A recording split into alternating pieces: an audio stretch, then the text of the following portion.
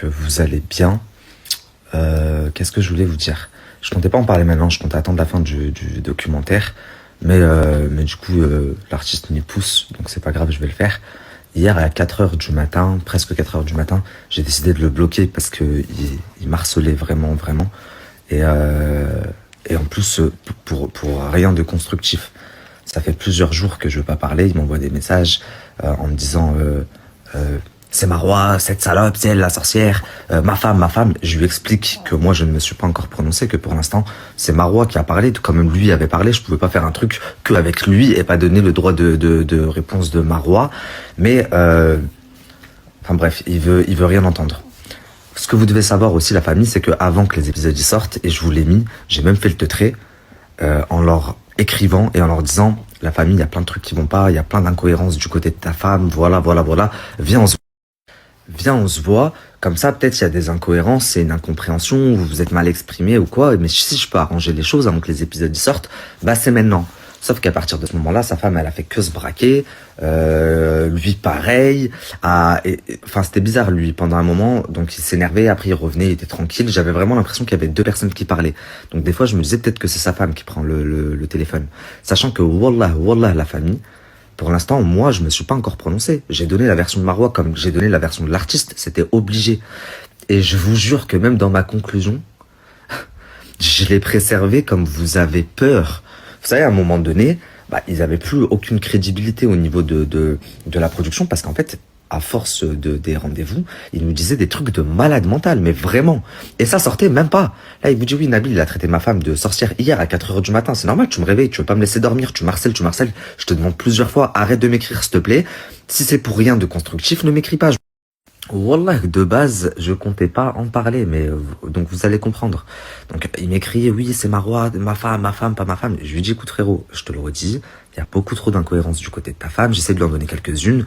Si tu veux, on se voit comme c'est prévu depuis 2 mois au lieu de m'esquive, comme ça je te montre de tes yeux, tu vas entendre de tes oreilles, c'est la voix de ta femme là qui parle, ok. Et là, au 3e rendez-vous, c'est aussi la voix de ta femme, ok. Donc tu te rends bien compte qu'elle a menti là. Là, elle a dit ça et là, elle a dit ça, c'est pas pareil, donc elle a menti. Oui ou non? Ok, là c'est ta femme qui parle. Mais il a refusé. Je lui explique donc que quand en fait sa femme elle nous dit que Maître Gims a fait une collaboration sur avec Audemars Piguet et que du coup l'artiste a récupéré une montre qui appartenait à Gims et qu'ils ont fait du sur dedans parce qu'ils ont mis un talisman, la production il la voit comme une folle, ce qui est normal. Ça plus oui on nous a offert une gourmette avec une croix à l'envers gravée dessus au microscope, mais sur la gourmette il n'y a pas de blaze écrit.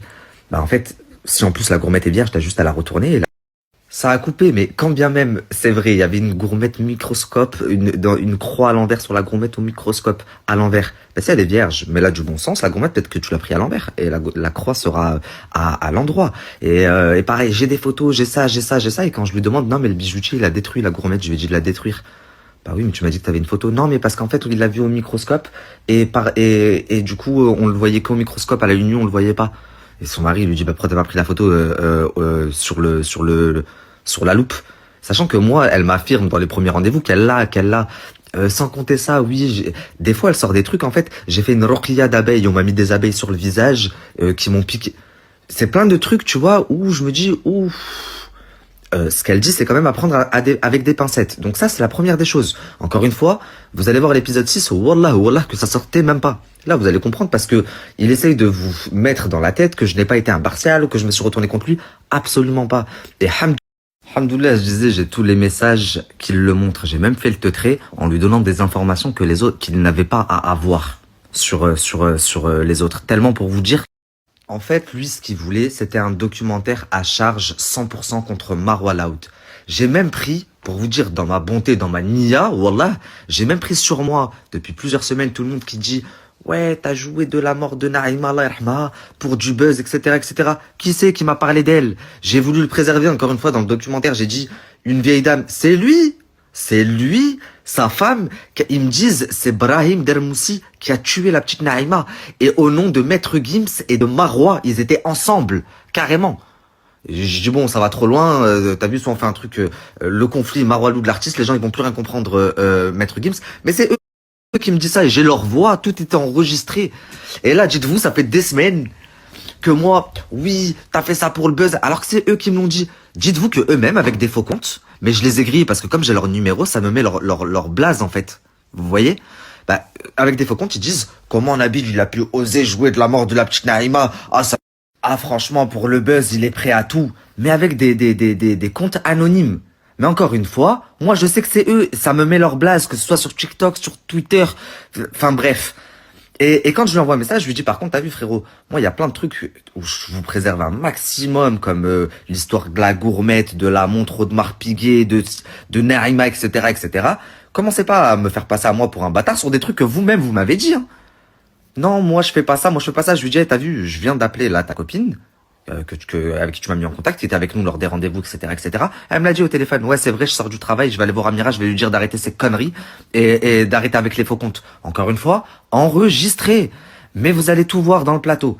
T'as vu, j'accepte là, il veut me faire passer pour le mauvais, comme franchement, je commence à croire que c'est sa méthode de faire. Encore une fois, j'ai un enregistrement de lui où il me dit, tout le monde a été acheté, le procureur de la République, l'avocat, son pote, mes amis, mes machins.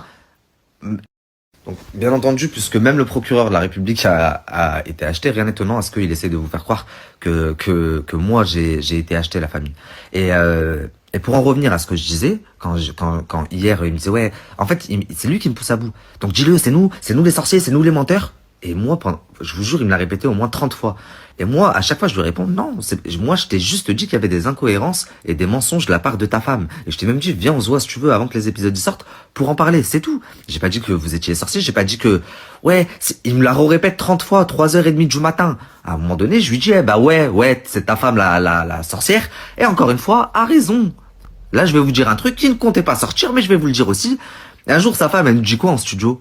De toute façon, je sais que ça va le faire. En gros, que le reportage, il va marcher, que c'est ça qui va relancer la carrière de l'artiste. Parce qu'on nous l'a dit au bled. Le frère qu'on va voir, il nous a dit. C'est dans pas longtemps, il y a un groupe de femmes, parce que dans mon équipe, il y a essentiellement des femmes, qui vont venir et qui vont vous faire justice. Wallah, wallah, wallah. Qu'Allah me foudroie si je mens, mais de toute façon, vous allez l'entendre. Et l'artiste, il a regardé de travers parce que c'était dans les débuts. Ok, pareil, quand il m'appelle du Maroc pour me dire ouais, j'ai montré une photo de toi à mon fakri et il m'a dit que il y a 2 femmes à Dubaï qui t'ont fait du sur. Je me dis en fait ils sont dans un délire chelou les deux. Déjà on se connaît pas, pourquoi tu montres des photos de moi? Et encore une fois tout ça, je voulais pas vous en parler.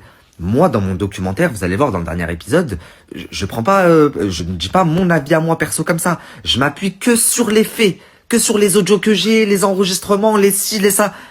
Mais, wallah, hier, à 3h30 du matin, la famille, ça y est, là, j'étais à bout.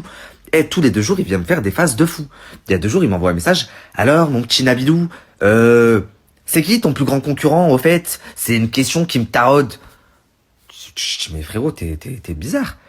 Eh, t'as vu, frère, si je compare les conversations, là, avec l'artiste depuis le début du